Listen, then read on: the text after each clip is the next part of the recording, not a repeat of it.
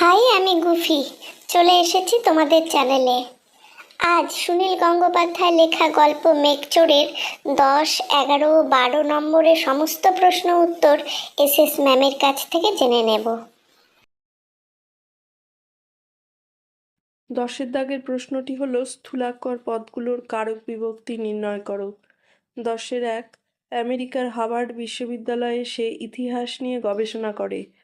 সে এখানে কর্তৃকারকে শূন্য বিভক্তি। 10-2 অসীমা ইতিহাসের ছাত্রী হলেও ভূগোলেও বেশ ভালোই জানে। ভূগোলেও এটা হবে কর্মকারকে শূন্য বিভক্তি।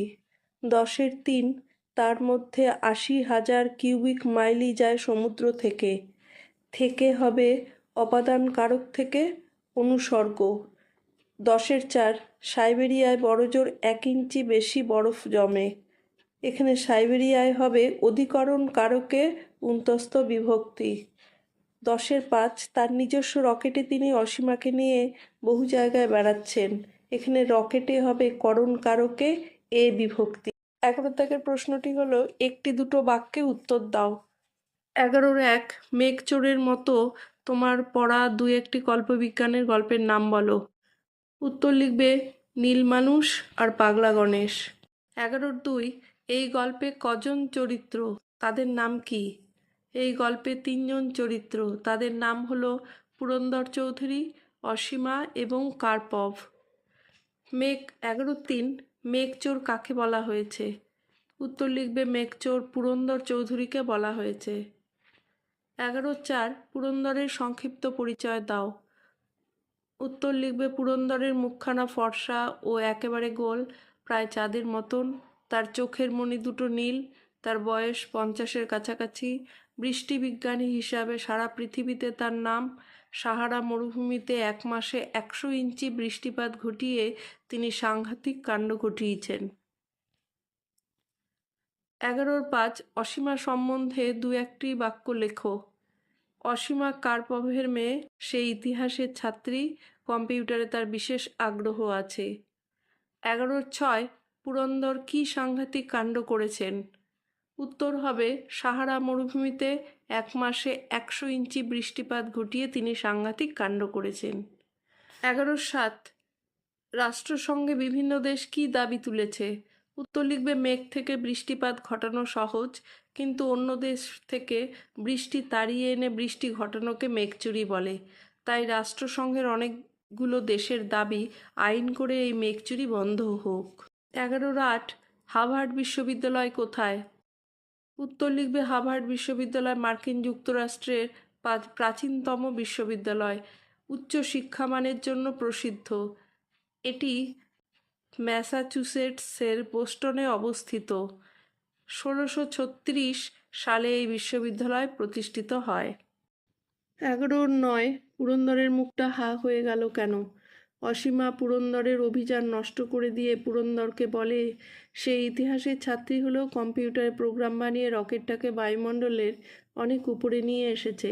সেখান থেকে বলটা ছুড়লেও লেকের জলে পড়বে না, সেটা আস্তে আস্তে ঠান্ডা হয়ে যাবে। অসীমা এই বুদ্ধিমত্তার পরিচয় পেয়ে পুরন্দরের মুখটা হা হয়ে গেল। 11-10 জ্ঞান ফিরে পুরন্দর অবাক হয়েছিল কেন? জ্ঞান ফিরে দেখেন তার মাথার কাছে বসে আছে একটি মেয়ে, মাথায় হাত বুলিয়ে দিচ্ছিল সে। বিদেশে এক অচেনা বাঙালি মেয়েকে তার সেবা করতে দেখে পুরন্দর অবাক হয়ে গেছিল। 11-11 দিগ্বিজয় কে ছিলেন? দিগ্বিজয় ছিলেন 25 বছর আগে হারিয়ে যাওয়া পুরন্দরের এক ভাই। 11-12 গল্পের ঘটনা যখন ঘটেছে তখন চরিত্রগুলো কোথায় ছিল? উত্তর হবে একটা রকেটে ছিল যা আলাস্কার আকাশে উড়ছিল। 11-13 ইগলুর পরিবর্তে সেখানে কি তখন দেখা যাচ্ছিল? উত্তর লিখবে বড় বড় এয়ার কন্ডিশন বাড়ি দেখা যাচ্ছিল।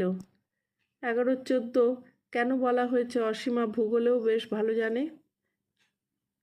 উত্তর লিখবে একটি সোনালী পাহাড়ের চূড়া দেখে পুরন্দর চৌধুরী সেটি সম্বন্ধে জানতে চাইলে তখন তার উত্তরে অসীমা জানান সেটি মাউন্ট চেম্বারলিন এবং তার পাশে কুয়াশায় ঢাকা হ্রদটি লেকস রিভার। তাই মনে করা হয়েছে অসীমা ইতিহাসের ছাত্রী হলেও ভূগোলও বেশ ভালো জানে।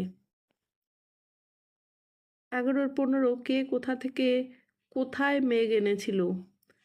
উত্তর লিখবে, সাইবেরিয়া থেকে সাহারা মরুভূমিতে মেঘ নিয়ে এসেছিলেন বৃষ্টিবিজ্ঞানী পুরন্দর চৌধুরী। তুষার যুগ কাকে বলা হয়? উত্তর লিখবে, প্রাচীন প্রস্তর যুগের শেষের দিকে, আজ থেকে আনুমানিক 1,00,000 বছর আগে যে তীব্র শীতল যুগের সূচনা হয় তাকে বলা হয় তুষার যুগ। সেই সময় পৃথিবীর একাংশ ঢেকে যায় পুরো বরফে। বরফ গলতে ও আবহাওয়ায় গরম হতে শুরু করে আজ থেকে প্রায় 30,000 বছর আগে, এবং আজ থেকে প্রায় 12,500 বছর আগে তুষার যুগ শেষ হয়। 11-17 পৃথিবী থেকে সারা বছর কত জল বাষ্প হয়ে উড়ে যায়? উত্তর হবে, পৃথিবী থেকে সারা বছর 95,000 কিউবিক মাইল জল বাষ্প হয়ে উড়ে যায়। 11-18 মানুষের জন্য বেশি বৃষ্টি দরকার হয় কেন? মানুষের সংখ্যা দিন দিন বাড়ছে, তাই মানুষের জন্য বেশি বৃষ্টি দরকার। 11-19 আটলান্টিস কি? উত্তর হবে, এক লুপ্ত সভ্যতা। বলা হয় সেটি গ্রিক লেখকদের জল্পনা কল্পনা। 11-20 পুরন্দরের মতে আটলান্টিসের অবস্থান কোথায়? পুরন্দরের মতে লেকস রিভারের নিচে আটলান্টিসের অবস্থান। 11-21 সাইবেরিয়া কোথায়? উত্তর হবে, সাইবেরিয়া রাশিয়া মহাদেশে অবস্থিত। 11-22 অসীমা কেন পুরন্দরকে ফেরিওয়ালা বলে ব্যঙ্গ করেছে? উত্তর হবে, পুরন্দর চৌধুরী দেশে দেশে টুকরো টুকরো মেঘ বিক্রি করে বেড়াবে শুনে অসীমা ব্যঙ্গ করে বলেছিল। 11-23 অ্যালয় কি? অ্যালয় হলো একটি ধাতু সংকর বল। পুরন্দর 11টি ধাতু মিশিয়ে সেই বলটি তৈরি করেছিল। 11-24 পুরন্দরের তৈরি গোলকটি আছে এমন কোন ধাতুর নাম গল্পে পেলে? উত্তর হবে, মার্কারি বা পারদ ধাতু। 11-25 পুরন্দরের তৈরি গোলকটি এয়ারটাইট রাখা হয় কেন? উত্তর হবে, বাতাসে জলকণার সংস্পর্শে এলে গোলকটি গরম হয়ে যায়, তাই সেটিকে এয়ারটাইট করে রাখা হয়। 11-26 প্রকৃতিকে ধ্বংস করা একটা অপরাধ। কে কাকে কখন এই কথা বলেছিল? উত্তর হবে, পুরন্দর চৌধুরী তার অ্যালয় বলটির সাহায্যে লেকস রিভারের সব বরফকে বাষ্পে পরিণত করতে চেয়েছিলেন। তখন অসীমা পুরন্দরকে বাধা দিয়ে এই মন্তব্যটি করেছিল। 11-27 অসীমার প্রকৃত পরিচয় কি? অসীমা ইতিহাসের গবেষক, কম্পিউটারে দক্ষ। সে আসলে রাশিয়ান বিজ্ঞানী কার্পভের মেয়ে। 11-28 তাহলে আমরা গুঁড়ো হয়ে যাব। কে কাকে কেন এই কথা বলেছিল? পুরন্দরকে অসীমা এই কথা বলেছিল। অসীমা বাধা দেওয়া সত্ত্বেও যখন বলটা হ্রদে ফেলার জন্য রকেটের একটা অংশ খুলতে গিয়েছিল, তখন কথা বলেছিল। 11-29 অসীমার বিশেষ আগ্রহ কোন বিষয়ে? অসীমা ইতিহাসের গবেষক হওয়া সত্ত্বেও তার অসীম আগ্রহ কম্পিউটার প্রোগ্রামে। 11-30 পৃথিবীর জল যেমন আছে তেমনই থাকুক। কে কাকে কখন এই কথা বলেছে? অসীমা যখন ধাতুর বলটা পুরন্দরের হাত থেকে নিয়ে ফেলে দিল সকেটে, তারপর বলল ওটা মহাশূন্যেই থাক, সেই সময় অসীমা পুরন্দরকে এই কথাগুলো বলেছিল। 12 দাগের প্রশ্নটি হলো 8-10টি বাক্যে উত্তর দাও। 12 এই গল্পে কাকে কেন মেঘচোর বলা হয়েছে? তার মেঘচুরির কৌশলটি সংক্ষেপে লেখো। এই গল্পে বৃষ্টিবিজ্ঞানী পুরন্দর চৌধুরীকে মেঘচোর বলা হয়েছে। তিনি অন্য দেশ থেকে মেঘ এনে সাহারায় বৃষ্টিপাত ঘটিয়েছিলেন বলে এমন কথা বলা হয়েছে। বিজ্ঞানী পুরন্দর চৌধুরী এক স্থানে মেঘকে কুশলতার সাহায্যে অন্য স্থানে নিয়ে যান। এই পদ্ধতি তিনিই একমাত্র পারেন। সেই স্থানে নিয়ে গিয়ে তিনি সেখানকার আকাশের উপর মেঘকে রেখে তার আর্দ্রতা বাড়িয়ে দেন। জলীয় বাষ্প বেশি হয়ে গেলে মেঘ স্বভাবতই বৃষ্টির আকারে সেখানে ঝরে পড়ে। এইভাবে তিনি মেঘ চুরি করেন।